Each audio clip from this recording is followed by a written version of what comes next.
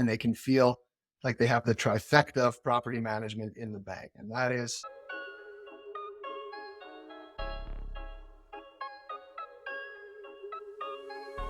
Welcome to Building Wealth Through Real Estate, the ultimate interview style podcast for real estate investors. Learn from our experienced guests as they share their successes and their failures and uncover new strategies to grow your wealth. With a focus on Canadian real estate, we cut through the noise and bring you relevant information that you can act on. So don't miss out on this opportunity to connect with like-minded investors and elevate your game. Leave your questions in the comments below and join us on a journey to building wealth through real estate. Joining us today is Mason Torresan. Mason, can you tell us a little bit about yourself, your experience in property management, and how you got started with real estate investing? Coming from a background in fitness, I spent years there since graduation of high school. Basically, I went into university to chase some kind of fitness dream in some way or another, whether that was competing in it, teaching it, ambassador, whatever I could be in regards to fitness. I wanted to do it. So I ended up going to the National Academy of Sports Medicine and getting certified through them as a certified personal trainer, and then expanding into a bunch of different sub-certifications and specializations with corrective exercise and sports performance, golf. I ended up getting a golf specialization. I felt like that there was a niche market for that. So I thought, hey, that'll help me get some clients. And I did that very successfully for over 10 years, moving through the ranks within the company that I worked for as a fitness trainer. It was more than just training head after head after head. I got involved with training trainers, and that became a big part of what I did. It became part of this mentorship leadership program through my gym, and I would take on aspiring trainers, new trainers, trainers in school, current trainers, anyone who was basically getting started, and advanced. I had advanced people too, and just train them in the different aspects of what it took to be a fitness trainer. So that's kind of like the most applicable background for me that transitioned me well into property management. So making transition was kind of a whirlwind. Shane and I, we go way back. We're actually family. We're in-laws, and he had basically out of the blue kind of mentioned to me, hey, have you ever looked into like real estate or owning properties or anything like that? And at the time he owned the gym, and he had just, I think, purchased a trailer park at that time. So he decided to dive in head first. And he lived in Manitoba at this time. I live still here in Alberta. So he bought a property in Manitoba, a trailer park that he was managing himself, as well as managing his gym. And I obviously was involved with the gyms. So we have that mutual connection always. And yeah, if he asked me that, have you ever looked into real estate or anything? And I honestly said, no, well, not really. I know that there's money to be made, and there's all sorts of things you can do with real estate. And I didn't know if he meant selling houses, buying houses, managing houses. I didn't know what he meant. Didn't even think of the multifamily thing. That just seemed so astronomical and out of this world to even consider. I was way in the boat with everybody else who's like, oh yeah, I'll buy a single family home one day. Yeah, that'll be great. I'll get rich somehow. They just thought, well, that was the mentality that. And he's like, no, he said, there's like a 8-unit apartment building that I really like, and I was thinking maybe we jump in on it and you manage it for me. But it's in Edmonton, so he needed somebody to manage this property from where he was in Manitoba. And I remember like not sleeping that night because I was just imagining these 8 people living there needing me for something. Like it was just unfathomable to me, which is funny because I train people for a living and take care of tons of people, texting them, keeping them accountable, making sure they're taken care of fitness wise. So it was just interesting. Anyway, long story short, bought the building, and I dove in head first and started managing it. And it, ever since then, it just has taken off in so many different directions. I don't know where you want me to go with it. I love it though. That's such a great breakdown of your journey getting into it. But I do think that your background with regards to personal training builds a lot of skills that you were able to take with you into property management. One thing that a lot of people come to learn with property management is and you can correct me if I'm wrong here, is your job with regards to managing properties is the degree of how you experience is directly correlated with choosing the right tenants for your properties. So when it comes to choosing the right tenants and screening tenants for your properties or just choosing tenants, what criteria do you look for? Want to succeed in real estate investing? Focus on networking and building a strong power team. As an investor focused realtor in Edmonton, I can connect you with local events and experts. Plus, keep you in the loop with exclusive deals. Contact me below to start growing your network and your net worth today. Back to it. Yeah, no, that's a very good question, because you have to balance who you believe would be a good tenant um, off of instinct, and then you have to balance it off of what they give you on an application, and then you have to be well versed and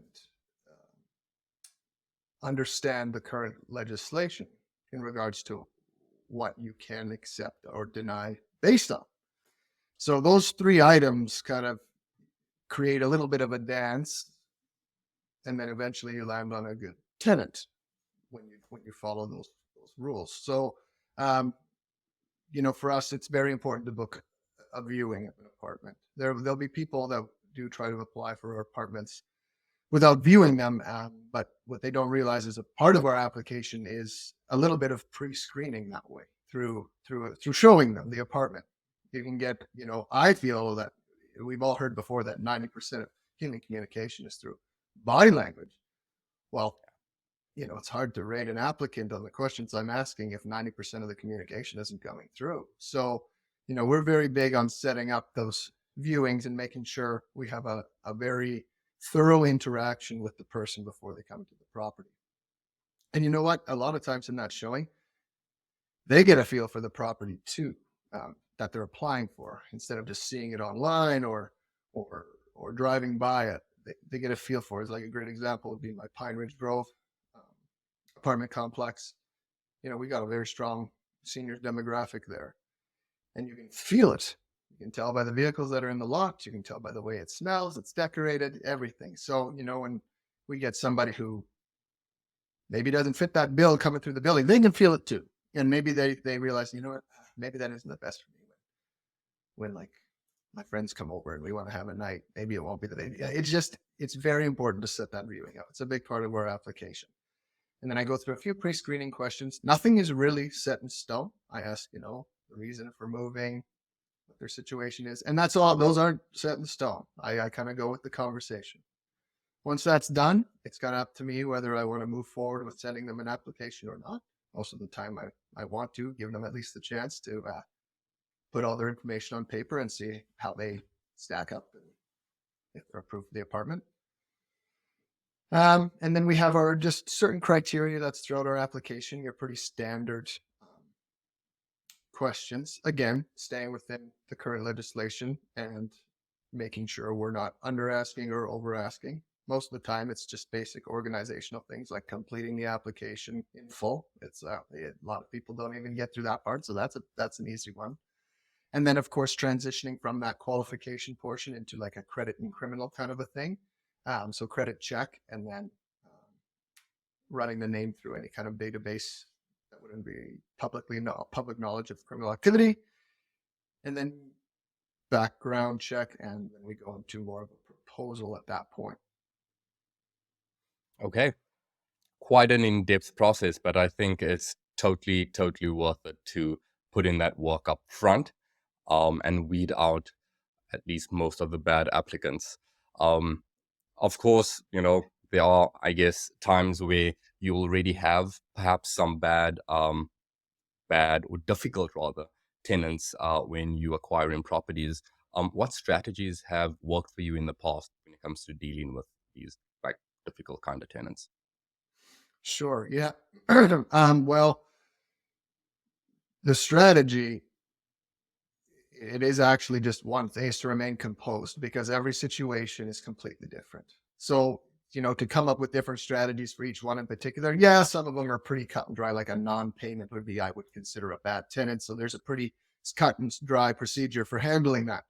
But a lot of the times it's, you're dealing with human beings here, and they are going through all sorts of things. Some are great, some are not great, the situations they're going through.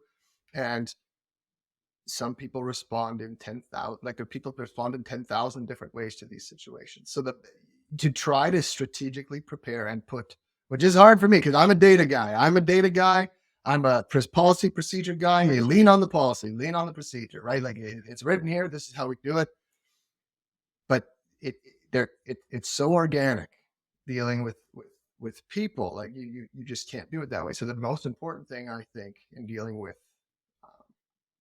any kind of interaction with a tenant, whether it's good or bad, is maintaining your composure and position, being very confident in what you're saying. And I think the strongest attribute and strategy is to attempt to bring it down from an emotional level to a rational level.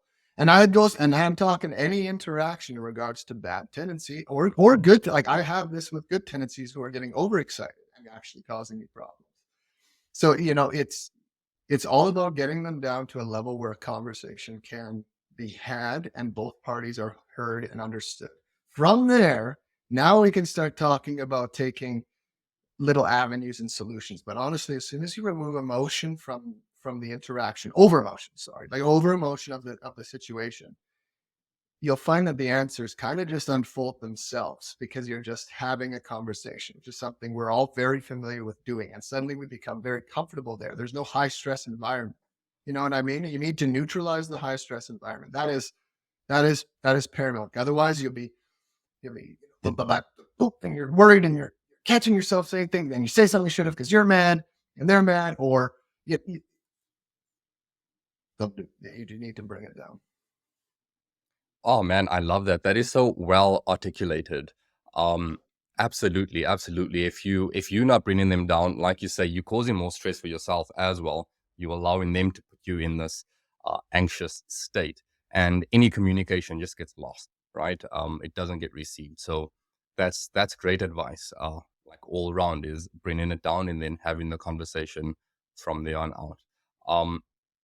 Now, while you were explaining this, I was just sort of wondering, with the fact that you guys have, I think, currently 280 units, are you overseeing all of the management yourself? Because, of course, since there's no like copy paste or like procedures that you can put in place with everyone being unique and the situations being unique, it kind of makes it harder to scale, right? If I'm not mistaken, and to delegate when there has to be someone to make those decisions on a case by case basis. Do you manage this yourself, and how do you work around that? Yeah. So yes and no into regards to managing. We do manage everything as a team, as a squad, as we like to call it. Um, but as it like pertains to your question, yes, I would say I manage all of the apartments all the units that we have, all 280 doors, as like the designated property manager. So the direct contact in regards to tenant relations and upkeep and everything like that, yes, that would be me.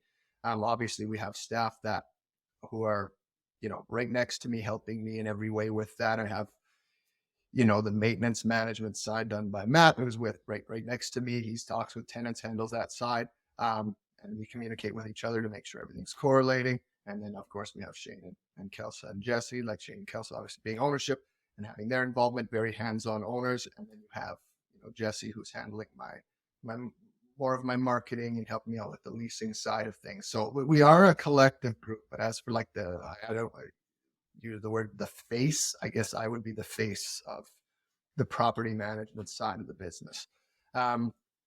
Again, as I kind of stated earlier in regards to wearing many hats, if we were to look at like a hierarchical chart of the company, we all wear very, many hats. We're upcoming. We're a newer company. We've just grown very quickly. So we're base level positions and executive level positions all in one, because we're very hands-on, and that's the way we like to be and grow, because it's important for us to do the work that we're going to be managing later, because then we can have realistic and measurable data on how long and how much effort these things can take. I vacuumed Pine Ridge myself with my vacuum cleaner I brought from home. Like, I did all that, like, from the ground up. We did it all for them, and that's important to remember in regards to how we manage everything together, because the team and culture of our company is a big part of it. Now, to go into your question, human interaction is organic and can be very random. And yes, like, it's really hard to have policies and procedures when having that interaction. But as a management company, a lot of times those interactions, once they're brought down, will fall into a slot of some kind. And those slots are policies and procedures handled accordingly. So in regards to scaling, I actually find the industry to be fairly easy to create a structured policy and procedures plan that you can lean on for a basis on those interactions, if that makes any sense. A lot of times when you're having a conversation with a tenant and there's elevated emotions one way or another through the tenant, and you've brought it down, at some point that conversation becomes a category, and that category can be: is this about rent payment? Is this about maintenance? Is this about a noise complaint? Is this usually it's about something. And if you can identify those categories, you can move those categories into appropriate responses and policies. So if we're talking about rent payment, noise, anything that would be deemed as a violation, now we're in complaint and eviction territory, potentially, as a capital punishment, so to speak. And then if you're speaking about another level, it could be about somebody's lost mail, frustrations with maintenance in some way, something that it all falls into these in particular categories. And it's very important to have policies and procedures for staff laid out as to how we respond to these categories. So it's very important to take that interaction and give it a name, and it's got to be out of these categories. Now we have data here. Now we have something we can manage. And when you have that is what allows, as a leader, management is very interesting, because tenants view you in two ways as a property manager. They view you as somebody they control, or somebody who manages them. There's two types. There's folks who think you owe them kind of everything, like, hey, I'm living in your property, I expect this of you. And then there's individuals who are like, wow, so thankful for allowing you to live in my property. What can I do? And rarely is one extreme or the other. There's just a little bit of one side and a little bit of another. And you have to know that. You have to identify that and respond appropriately to that person to then create that category of what it is they're trying to ask, and eliminate the biases that you may have from an individual who's being entitled to an individual who's begging. At the end of the day, all those different emotions, all those different interactions need to categorically fall into a slot that we can then lean on the policies and procedures for our staff to handle it appropriately. Because if you tried to develop a really interpersonal relationship and individual needs of every single tenant right down to the wire, you couldn't scale. You couldn't expand. And as much as I love to get to know my tenants, get to know their stories, and I would say, like, a lot will agree, we build great relationships. At the end of the day, we are still trying to run a business. And we need to make it as efficient as possible.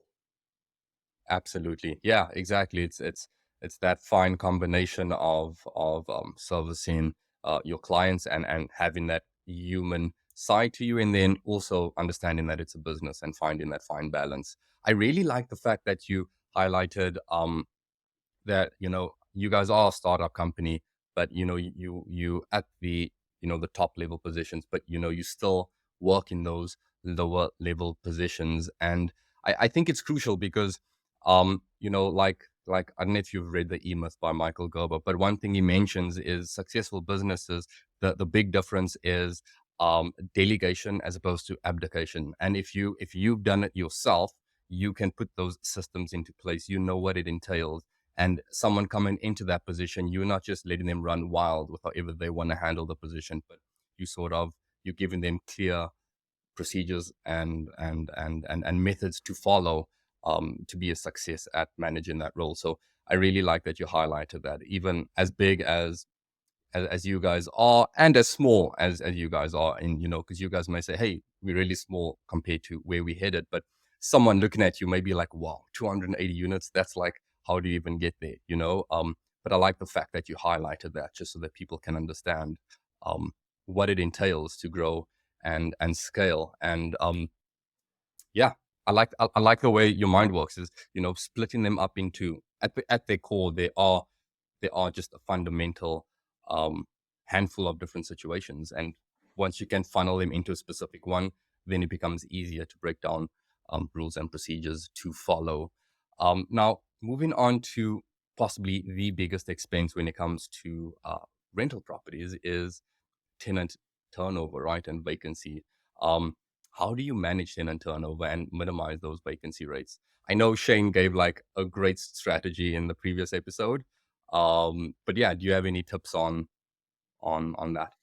Essentially, we are providing a product and a service, and you need to wrap your head around both of those things because they essentially are advertised differently, and you need to try to target both audiences. And so, there's a big dilemma recently, especially with social media, on what is more valuable. Is it sales training, being better at selling, in the sense selling an apartment to somebody, or is marketing more valuable? Is getting out to more people more valuable? You know what I mean? So I prefer to not separate the two and work on them both. So, a big thing for me is making sure I have complete becoming a good, for lack of a better word, salesman, I guess.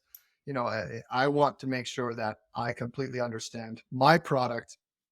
So the apartments better than anyone, and can have every question someone would ever ask answered, and in a positive manner that makes them wanting to hear more. So I know that anytime I'm talking to somebody, I'm giving the best representation of our apartments and what we can do with that, what you can expect from renting from us. In regards to the marketing, bringing and talking about it as much as I possibly can. So obviously within boundaries and not making any kind of interaction with somebody awkward or forcing the subject on people, but making it very apparent I'm in a space where I can help you with housing with as many people as possible, whether they know somebody or it's for themselves. So that's just the marketing side for me as a person. Filling units for me as a person. Now, as a company, we just take those two concepts and expand them. So I pretend the company is a person. The person needs to talk to as many people as possible. We find as many ad channels as we possibly can that would list any rentals. And we make sure that we're on them and that we're putting in the whatever's required to make sure that our ads are as visible as possible and as just seeing as many faces as possible. So that takes care of the marketing side. And now in regards to the better salesman side, the quality of our ads, that is huge. I want to make sure that our ads are also very good salesmen. So we want to make sure our pictures are absolutely breathtaking. We want to make sure like the angles of all of our pictures are showing that, not just the angle of what everybody's used to seeing things from. We want you to see it from when you're playing with your kids laying on the floor. So this is what that would look like. We want to see like what would it look like if you're getting your shirt out of the closet. Not that we take a picture of the closet, but maybe the reverse side, just different. Shake things up a little bit. Make people be like, hey, that's different. Our renovations. We renovate our apartments very modernly and with little differences in them that catch your eye and separate us from the competition. A lot of the competition, especially in the multifamily space, are all about going in bulk and cheap, like trying to get, because they're going to do mass around a renovation. So a lot of times they bulk order all of this stuff, and then that's what we're going to put in. Well, for us, we do put in a lot of the same things, but we do put in a lot of different things, and things that definitely aren't the cheapest. And that's with the intent of separating us in the market. So when people look at our ads, we can advertise those things in the description itself, as well as the images, and making sure that the feature images that we have, like the thumbnail picture you see, is displaying that. So I guess to answer your question in a nutshell, it's making sure that our ads are seeing as many people as possible. And then our ads are as efficient and beautiful as possible, essentially. Making sure the numbers are easily accessible. We even put names, contact Mason for this. It becomes more personal right out of the gate. A lot of times I'll get a new potential tenant phoning me. Hey, is this Mason? Yeah, it is. What can I do for you? It instantly creates that connection instead of a little bit more of a robotic interaction, virtual assistant. Once you have the quality of ad and you're reaching a lot of faces, turnover, that filling units starts to zero in on the individual who's handling that interaction they're on. One of the drivers that a lot of potential tenants or potential renters will bring up is what incentives are being offered. And those range from all sorts of things, from 1 month free to discounted damage deposit to free lease breaks for soldiers, or they get very creative just to try to get into the niche markets and try to get good people in their suites and lots of people. For us, we run a specific program right now. We call it our Loyalty Bucks program, which we're very proud of, and it separates us in the market. Yeah. And if people want to hear more about that, I guess they have to hop over to the episode with Shane. It might have been a secret that he mistakenly exposed, but I think it's brilliant, to be honest. Like, it was the first that I've heard about it, and oh man, I think it's brilliant, because vacancy, turnover, that tends to be one of the biggest expenses, and it eats away at the cash flow that you get. It doesn't matter how much cash flow you get month on month, but if at the end of the year you're having that vacancy, you're having that turnover, it eats away at all of that anyway, right? So trying to keep that down, I think, makes a big difference. Now, when it comes to your strategy for setting rental rates, as well as trying to maximize cash flow, how are you getting that sweet spot?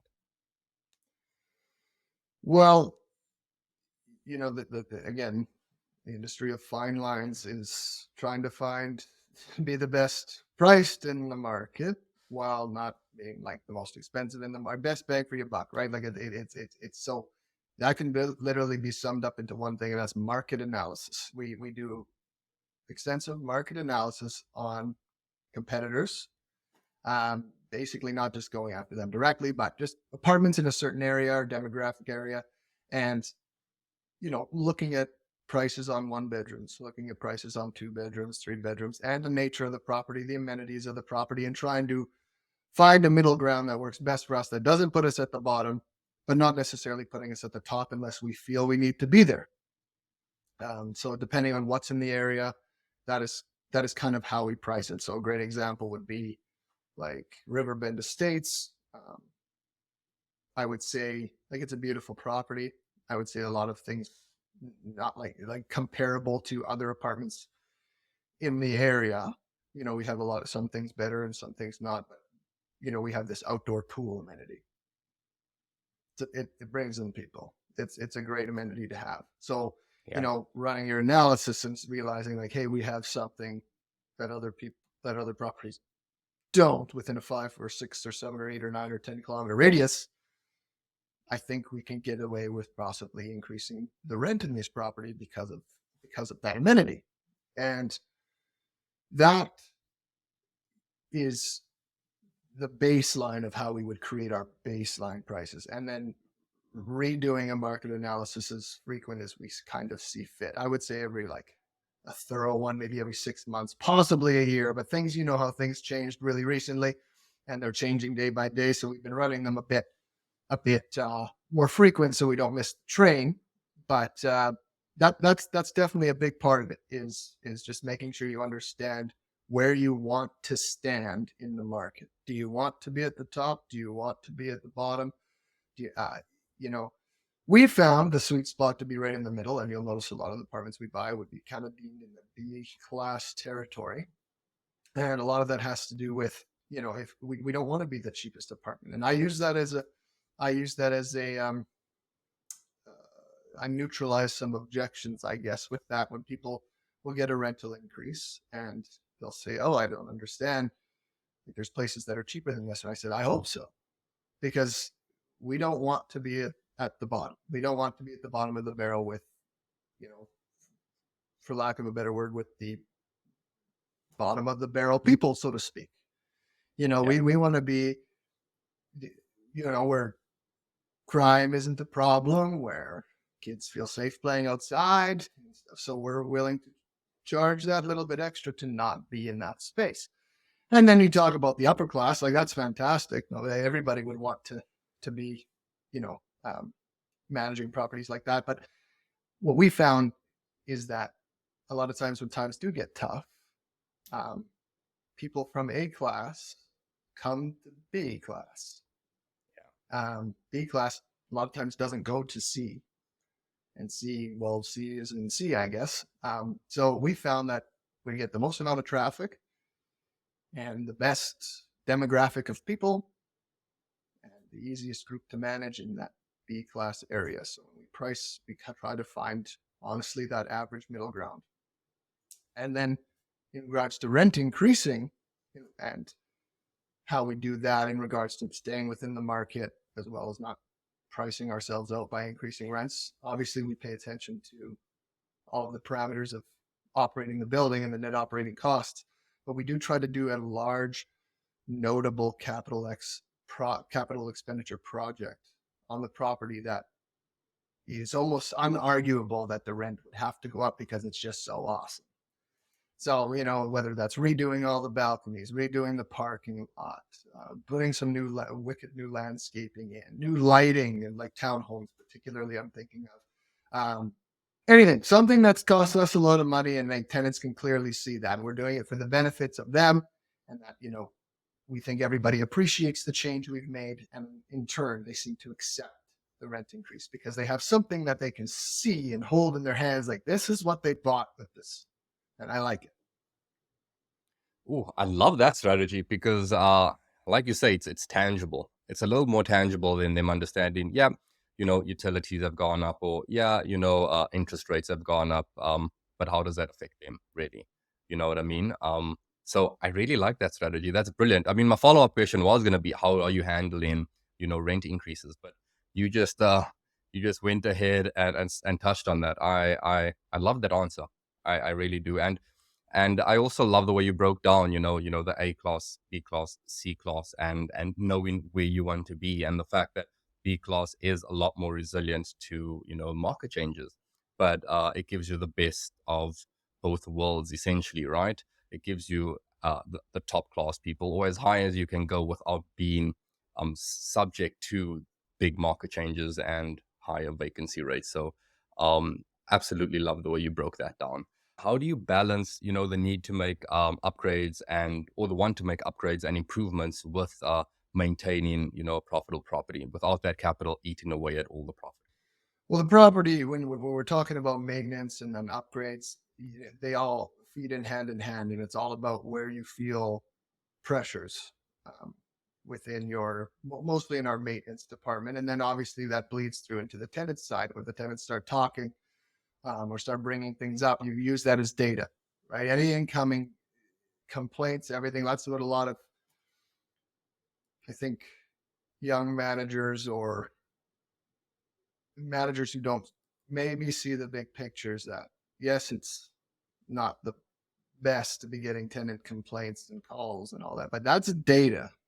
And there's something to be said about what the amount they're saying, like how often these calls are coming in and what they're saying. And as much as some of them, again, on our interactions, like bring them down, don't take it in. It's data, and it needs to fall into a category. So if we're talking about maintenance and upgrades, things might fall into that category. Oh, this is a maintenance thing. This is an upgrade thing. Oh, we've gotten 12 interactions this month that fell into our maintenance category regarding the elevator. Maybe we're having an issue with the elevator. So we start to, from there, take that forward. So maintenance will set up the appropriate, like Matt will set up the appropriate contractors or inspections or a survey. I'll set up a survey, just something to try to get ahead of it before something catastrophic happens or anything like that. You want to try to get ahead of it. So what happens is when a certain maintenance complaints start coming in, you need to figure out whether that's going to be something you can do in a major upgrade that would benefit everybody. Obviously, that's the best case scenario. Bearing dollar amount, of course, because some upgrades can just be astronomical, but are totally worth it in the end. And then some, just as much as tenants would love to see them, they're just not feasible. So it's about finding where your problem lies and then addressing it directly in regards to, is this something we can do what repair can we do that will benefit the most amount of people in this building, including management? That's the important thing you need to do. So like what happens is let's go with like tap cartridges. That's a big one I get called on all the time. The faucet strips out and the water won't shut off. You turn the knob and it just keeps going. We could easily buy a cheap budget plastic cartridge thing, put it in there and have that same problem with that same tenant while getting a call about 2 other cartridges that already went 2 weeks later. And now we're in this vicious little cycle. Okay, maybe we should look at this bigger picture and see what we should do. And we realize, we've gotten 3 cartridge calls in the last month.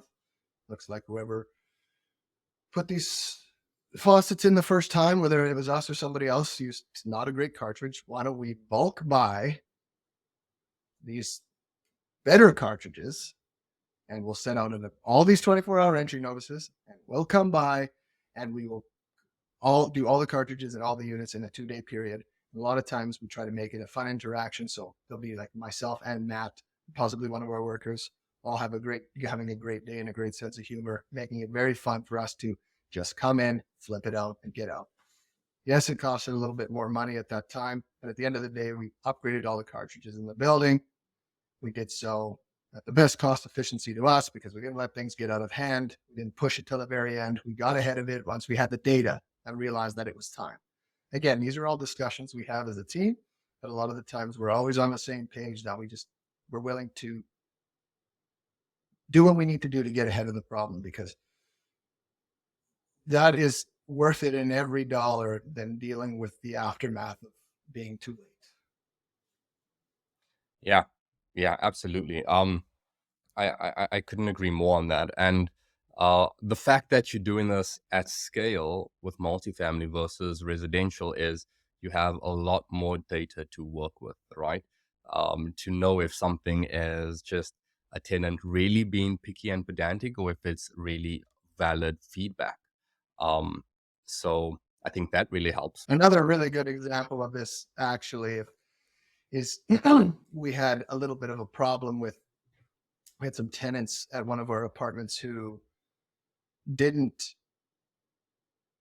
got some keys cut somehow. And upon vacating in a not great fashion, we didn't get those keys returned. And we started to get some reports of possible break-in kind of thing. So obviously a big deal for us and a big deal for the apartment. So, what we could have done is, gone in with the most affordable new deadbolts, gone to everybody with a nice blanket notice. Hey, we're coming by and changing all the deadbolts. Anybody can put 2 and 2 together maybe and be like, I bet you the stuff's getting broken into, or there's a security issue of some kind.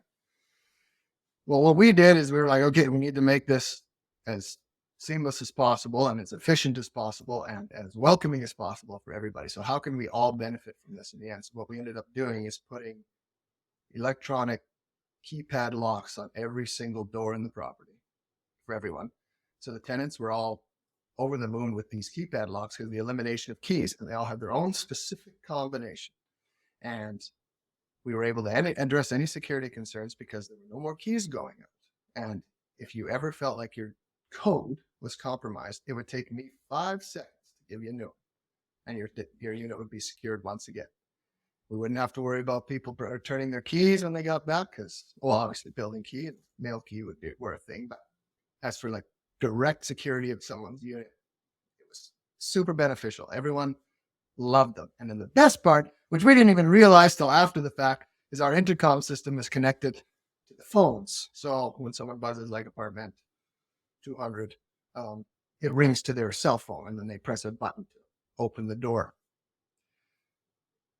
We eliminated lockouts entirely because people could literally phone themselves into the building to their own intercom. They beep their own unit, ring their phone, let themselves in, go up to the unit, enter the code and get in. No more getting up at supper time with my family to let people locked out into their apartments. It was amazing for management. It was amazing for tenancy. Did it cost us a lot more? It did, but it's worth every penny. And we're going to see the return in not getting keys cut, not having to get locks relocked when people don't return keys. That is exactly the kind of thing that we would do to try to maximize everything at once. When something comes in, instead of just trying to target that one problem as cheap as possible and as quick as possible, what can we do that will benefit everyone in this? And that's what we did. Yeah. That I like the way you also broke that down. Is there's multiple aspects to consider when it comes to this. It's obviously tenant satisfaction because that helps reduce your vacancy. Because of course, compared to other properties, these tiny conveniences tend to add up, right? So it's more convenient for them. It's more convenient for you on a management level. And something that people might not consider is the cost of their time, the ROI of their time. So, the cost of with the expense of putting this in might just be worth the time that it's actually saving you, the call outs and all of those future problems that you're avoiding. And then of course, just the efficiency of it all with regards to the water reduces cost. So along the way, of course, that's a whole bunch of savings that you're adding up. So like you say, it's upfront expenditure, but there's a few other factors to consider. And I like the way that you broke that down. Now, when it comes to handling your rent collection and ensuring that tenants pay their rent on time, do you have any systems for this? Like any advice for people out there who struggle with this? Yeah, we use our own software, the third-party software for most of our rent collection. At least in the beginning, it was very lucrative for us to have every avenue of rent payment open. So we were open to accepting paper checks all the way to e-transfers to payments through our app system called Building Stack, right down to cash in hand. We all knew that we were going to scale up and quickly, and we knew we didn't want to be walking the halls with 10 grand cash and 15 checks, and it's just not efficient either, especially now. Like the times now, there's just no reason for it. So we've been trying to essentially move everyone onto our software system and pre-authorize them. But I think for anyone starting out in this industry, I think it is important to, when a tenant is ready to give you funds, you need to accept it in whatever way it's coming. Because a lot of times, and it's happened in e-transfers. I've gotten e-transfers before, and before I can accept them, they've canceled them and sent me half the amount. Because those variables can happen. And I don't know what's happening in their lives, but we all know that rent needs to remain a priority, just like your mortgage would if you were owning a home. It's just it's a very important bill to pay. And so if you want to be ready to accept any form of payment that you possibly can. But I do recommend as you start to grow, you streamline that process to make it as efficient as possible for you. Fortunately, there's lots of cool apps and things like that. Like now you can deposit checks without even going into the bank. You can just simply take a picture of them on your phone through the banking system and boom, it's deposited. Like that was super efficient. But direct debit is really good. Guaranteeing payment on the first, no late fees, because the payment, unless it was an error on our side or an NSF on their end. That in regards to collection of rent, that being the main source of income for the building and the company, you want to make sure that you just keep an open mind and are always willing to accept any kind of payment in any type of form. we're at a period right now where um, we've shown a lot of value in our software system. And, just by highlighting the kinds of problems that people can avoid by paying through our system and the kind of advantages they can have from paying through our system, like account visibility. A lot of landlords don't have a system, so they're just going off word of mouth that this other rent's $1,000 a month. They lost their keys mid-month, so the landlord charged them $50 for a set of keys. They get to the end of the month, they pay their $1,000, owe the $50. Landlord gives them a notice that says, "Hey, you didn't pay me $50. I'm charging you another $25 late fee. Sorry." It's not transparent. So you use a software system that shows, here's your account. This is what you owe. You lost your set of keys. You owe $1,050 by the end of the month. Please pay by the first. Benefits that you want people to value that system. There needs to be something in it for them, not just in it for you. So if you're going to do anything other than any traditional rent collection, like trying to streamline things, make sure you spend the money on a software that's going to give them something back, because that, by them just signing up for something that gives them nothing is beneficial to you. So you might get a low commitment from your tenants if they don't really see something in it for them. Way that things are moving in general, for the most part, people like that. People like having an app. People like having an app where you can order food without having to speak to someone, right? And have it just delivered versus having to actually call and speak to someone. So I think for the most part, people like that. Do you get, on the flip side, people who aren't as tech savvy that just won't accept that? That's the bane of my existence right there, is that 1990, people born in the 90s are north of 30 now. The 90s is an extremely iconic time. That was the divide of tech to playing outside and trying to get radio signals with sticks. That was the divide. And now I've got people who are between 18 and 30 renting my places. And I've got people 30 to 90 renting my places. There is no such thing as a one size fits all app, because it has the word app in it. We have a very strong seniors demographic, and some of them unbelievably tech savvy. I'm blown away by it. Some, no, not so much. And then on the flip side, pretty fortunate that basically anyone before the age of 30, if not 35, has pretty much adapted to the apps and internet as a way of life. That's just how we run. So we don't usually have any problems there. And like you said, lots of people really like it. They love the feature. They love the transparency. They love the maintenance ticket system, the communication system, the notifications, the automatic notifications through email, all of that. But then, like you said, on the flip side, we have our challenges with our older populations, and not just the older populations. They're young ones too, that just aren't just technologically savvy. So fortunately for us, our system, Building Stack is what it's called, they all of the features that they have, they basically opened up a door where we can do all of those features on the tenant's behalf as well, with their permission, of course. So a great example would be like our software allows tenants to spontaneously make a rent payment whenever they want and see that credit on their account. It also allows them to prepay, see the credit on their account, see what's owing, see what's due, make maintenance requests, all of it on this nice, beautiful dashboard. Then you've got these older folks who want all that information, but they're just not going to look at this app to get it. So fortunately, any changes and stuff that we can make on their account in the app, they actually get an email notification, because most of them are on email. At the very least, they have an email address.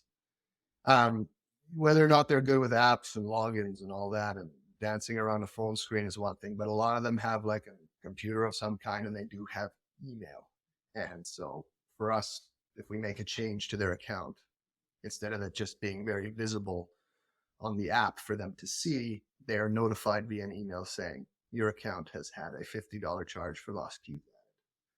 So then they get it that way. And, again, it is slightly a case by case basis. Like at least we can do that now with the staff we have and the amount of tenants we have, where we can talk to the individual about their particular charge. And it's all about those little efficiencies you can do too. Like I bring up lost keys lots because that's the only really custom charge besides like a late fee or something that I can really think of. Like we have an envelope that we put lost, like when we're doing replacement keys, I'll put them in this envelope, and that envelope has all the details of the charges, when the charges are applicable and how they're payable on the envelope that has our logo on it. Like anything I can do to make it easier for them and indirectly makes it easier for me. Like if you think about it that way, we get 50 tenants and one person calls a day because they didn't totally understand the process. One person out of 50. But what happens when we're at 50,000 units? Now that's a lot of people a day phoning about this problem. It seems so small, but when at scale, it's amazing how something so small becomes something so massive. And so you want to try to neutralize those things and make everything as easy and as simple as possible for everyone. So again, to answer your question, we do have both sides. Our software does a fantastic job of making things very visible and modern for our tech savvy populace. It makes things very simple and cut and dry and basic for our not so tech savvy individuals. And then we do our part by trying to make everything as visible as possible through signage, and right down to the envelopes we deliver things on. The instructions are there. Yes. Yeah. And like anything, there's that sort of transition period when a new piece of technology or whatever is released, that it will take people to sort of get on board with it. And over time, most people will be able to adapt, if able, of course, if age permits, But for the most part, I like the way you broke it down and sort of catered for the different demographics, at least, because I mean, you have to keep moving forward and making things more efficient. And like you say, when you're dealing with multiple properties, it forces you to find the efficiency, or else you sort of get drowned and your time gets lost with all these inefficiencies that just suck up all your time. So I like that.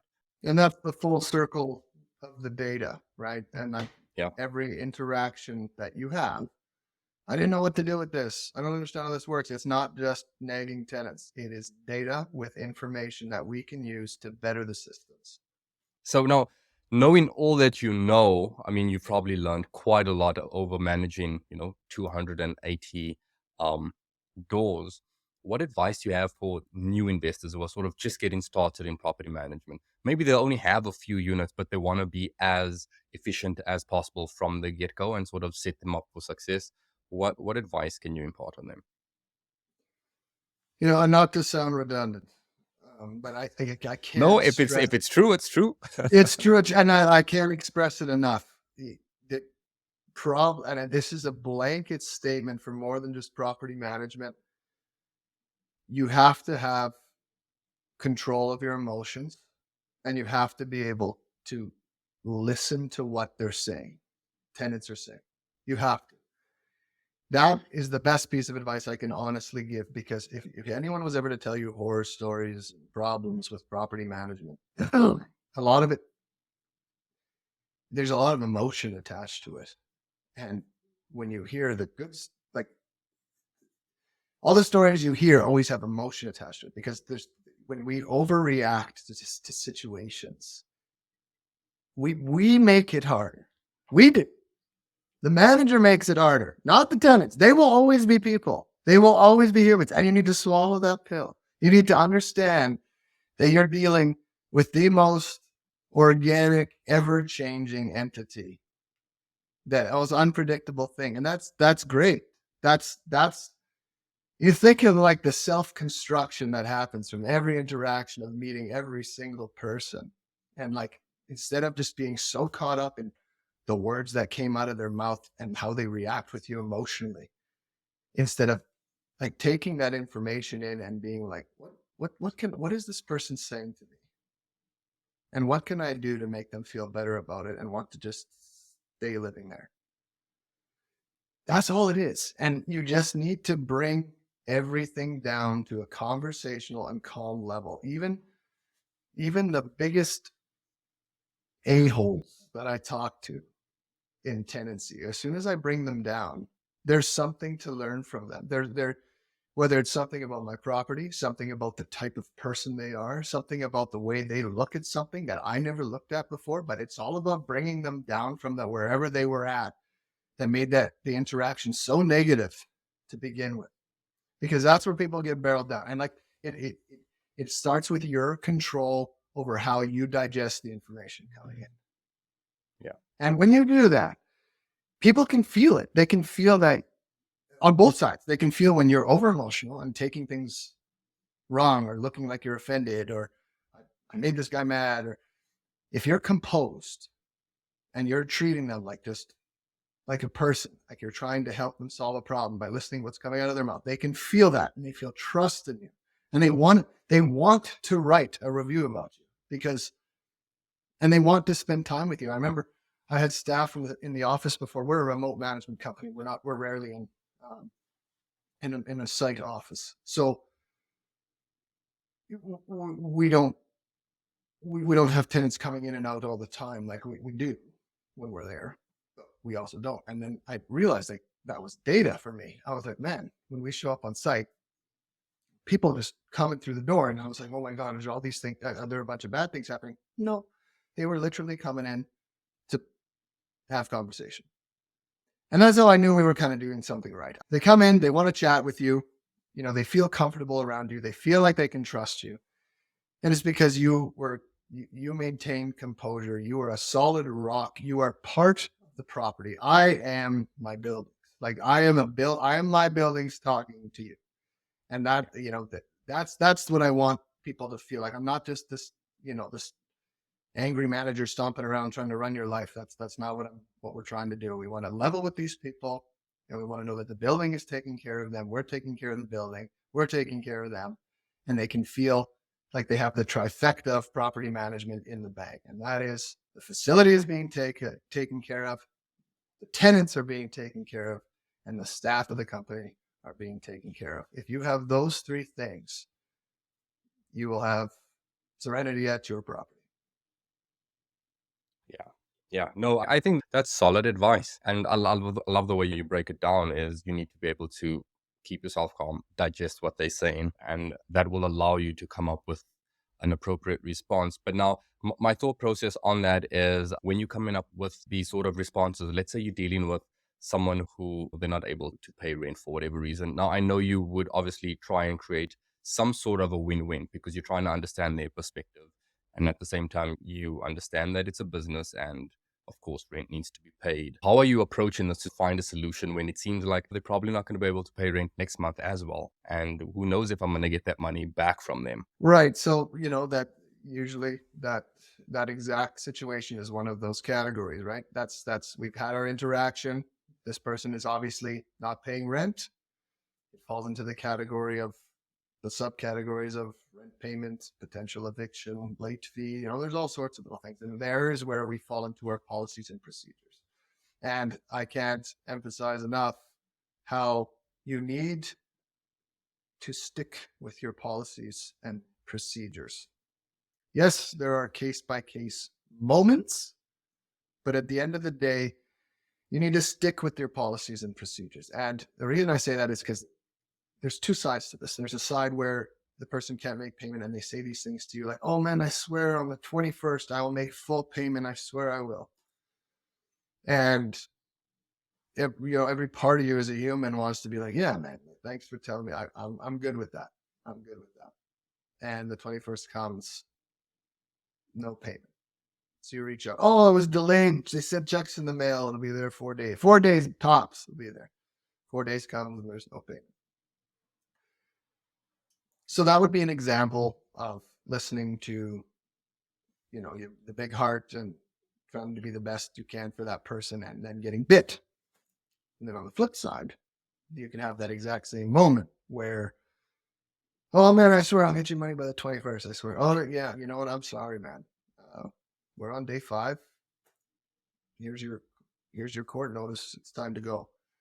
And they're just, oh my God, I can't believe this. I can't believe this. And then let's just say he gets that last day and he ends up bringing you that check on that last day. But if you would have waited one more day, you wouldn't have got the money even though he had it. Both of those will happen. And it'll be a balance. You can't just lean on one or the other. You can't scale up on the way where you're just broing down with people, like taking their word for it. You can't. You're going to have some wins that way where maybe you would have made some money back because they made a promise and they stuck to it. But then there's times you're not going to make that. You're going to lose money. You're going to drift into another month. You're going to miss another month. It's going to cost you a fortune. And then the same can be said on the other side. So I think it's extremely important to develop a beautiful set of policies and procedures on how you handle these situations based on the data you have. And it has to benefit both parties at least a little bit. So, there's some extreme landlord cases where no payment on the first, late notice on the second, eviction notice on the third, 14 days to vacate. That would be a hammer down scenario. That's the policy. Doesn't matter what. You could do late fee notice on the second, 14-day notice on the 5th, and then on the last week before the notice, you offer up a payment plan option. And if they don't follow that payment plan option, it results in eviction. Like, that was just a hypothetical example. But that is something where you're trying to work with the tenant and not just create these strong policies and procedures you can always lean on. You know what I mean? So I think that, again, because of the organicness of interactions, once you have your big interaction about whatever it is, it falls into the categories. And from there, honestly, that's where I breathe easy, because I have my stuff. I have my process. We're in it now. You have till this date to do this and this date to do that, or we're doing this. And if you don't, it's over.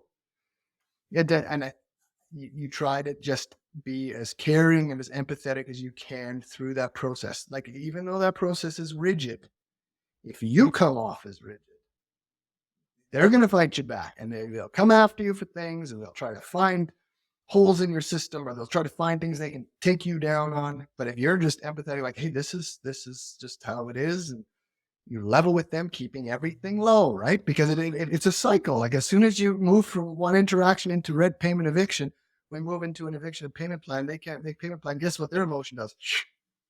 Bring it back down. Come to that solution, leaning on your policies and procedures. They're always there to save you. And that you need to follow that. And when you think of scale, like I think of myself managing all these properties, but what if I'm managing 15 managers who are managing this many properties?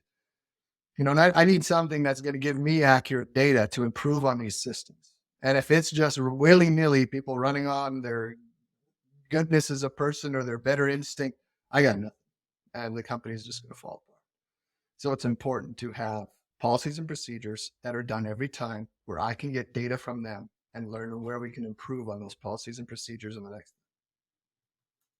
Yeah, you actually just answered like the next question, because my next question was going to be like, okay, so you've given advice for investors, new investors starting with regards to managing their properties. My next one was going to be, what about scale? So from what I've taken is, firstly, being able to bring those tenants down and have level-headed conversations. And then when it comes to the scaling bit, is taking in as much feedback as you can and seeing it as data that you can improve on, and then putting procedures and systems in place so that you can fall back and rely on. To summon that as a chart, basically, care of the property, care of the tenants, care of the staff. That feeds into company operations. Strong company operations is fed from strong policies and procedures. Policies and procedures create repetition. Repetition creates data. Data creates better policies and procedures, which creates better company operations, which creates better care of premises, care of the staff, care of the tenants. I love the way you articulated it all and just summarize it all up for everyone. Now, Mason, I've recently sort of implemented like a fun new segment into the show called Time Capsule. So let's imagine that you've stumbled across a time machine that allows you to travel back and forth in time. You can't change anything, but you can give your younger self or older self give or receive advice from them. So first, let's just go back to when you were like 18 years old. What advice would you give to your younger self with the knowledge that you have now? Now, this can be within business, investing, your personal life in general, or a combination of them all. I should have said this to my 18-year-old self. And because it resonates with me now, so I have no reason why it wouldn't resonate with me then. You can spend 10,000 hours studying law and you'd be a good lawyer. You could spend 10,000 hours studying medicine and you'd be a good doctor. You spend 10,000 hours studying people and you'll be good at anything. And that is something I've always said to myself, came up with it a couple of years ago. And I always lived by that, because the common denominator in everything is the interactions with people and the ability to understand them. And I'll never stop talking about that. It's absolutely true. I mean, there's people who can be more intelligent at a topic and more knowledgeable about it. But, the power that you have when it comes to dealing with people and having that skill far outweighs anything, because that gives you influence, and not the negative connotation to influence, but more the fact of being able to influence people to understanding and seeing your perspective, your point of view, or whatever you're trying to get across to them. And if you have that power of influence, you get so much more back. You don't have to be the most knowledgeable. You can leverage other people's knowledge to align with your goals, and you can gain mentors that know all of those business skills instead of focusing on that yourself. You know what I mean? There's so much more at your disposal. So yeah, if you could pick it down to one thing, why That's not, the thing. right? For the viewers, if we're looking for application of property management as an example, that's self-education in regards to those concepts. When you have that information about yourself and you're able to project it on somebody, it builds credibility, subconscious credibility and respect. So I'm thinking about my tenants in particular. I need them to look at me as a credible and respected individual. I need them to be that way. If they don't feel that way about me, why would they ever listen to what I have to say or take anything I say seriously? So, when you build on yourself, you become credible, confident, you feel respected, and in turn, it gives you respect. And that's what we need as leaders, whether we're leaders of staff, whether we're leaders of tenants, whether we're leaders of both, leaders in the family. We should all strive to be those leaders. And I think that to be influential, inspiring, credible, confident, respected, all of those things come from practicing that type of learning. So let's jump ahead to your 80th birthday. What advice do you think your future self would give you at your current age? If what I assume my older self is going to say about my younger self, when we took over that first property, and every time we take over a new one, because they all seem to be getting bigger every time, that same worry just comes over me, and because I just want to do the best I can, and I worry a little bit about what new variables are coming, and what new challenges, can I handle these challenges? And it's so funny, because when I zero in on those exact little challenges, I've handled them hundreds of times before, but for some reason, it's going to be different with this property or something. And maybe it will, maybe it won't. But my mom said it to me, and it's just super cliche and simple. But if you can, and this feeds into being, in control of your emotions, is that no matter what happens, the best way or the worst way, you're going to be fine. And to me, that's, again, I know maybe some viewers are expecting some wicked, super influential quote or something like that. But I think that one is where the kind of Occam's razor thing, where the simplest answer is the best one. It's just, we sit there and worry and stress about things. And it's like, I'm stressed because if this doesn't happen, this person's going to get mad. Okay. So they're mad. Then what? Well, then I need to talk to them about it. Okay. So you talk to them about it. Then what? Well, then it's fine. That's fine. It'll always be fine. There's never a scenario where it ends up not fine. You're going to handle it. one way or another. And at the very least, you're going to come away with some awesome experience, and doubtful you'll ever make that mistake or have that scenario again. Yeah, no, exactly. It's simple, but that answer is still fire. Like, no doubt about it. And I tell myself something similar as when I'm stressing is, if I'm not going to remember this, and I probably heard it somewhere, if I'm not going to remember this in 5 years' time, then it shouldn't take longer than 5 minutes to worry about this, and probably shouldn't even take that long. But you're absolutely right, and I think most people suffer with anxiety on a regular basis. And if you can cut out or reduce your anxiety, you just live a overall happier life. You're more present in the now. So as simple as that advice may sound, it is still fire. I think it's great. Now, Mason, where can listeners find out more about you? Maybe people want to follow your journey. You've really imparted a lot of wisdom in this episode, and I'm sure people are either want to reach out to you and get advice, or just maybe they want to even partner up with any future deals that you guys have when you are inviting new investors on there. Where can they find out more about you? Honestly, the best place to contact me is going to be through any of the social media channels like Instagram or Facebook. I'm happy to take a direct message from anybody. Mason Torresan or Fort of Mason is my handle. I'm happy to talk to anybody about anything, and I am in the process of trying to create my own little channel in regards to the growing through this. I was always thought that people would, I'd always be like, oh, I'm not at a point where people would find me interesting. Oh, I'm not at a point. I'm not there. I'm not where that guy is. I'm not where that guy is. Then I started to just, again, look at myself, and I'm like, I'm more interested in seeing the people who are exactly where I'm at and watching what they're doing to get there than going right to the guy who's at the top. So I'm excited to start my own little channel so people can kind of follow me through this, because I have high hopes for where this company is going and the collective future of excess. And I think it's going to be a really exciting journey, not just us at the top one day. I think the journey is going to be the really exciting part. So follow me on Instagram.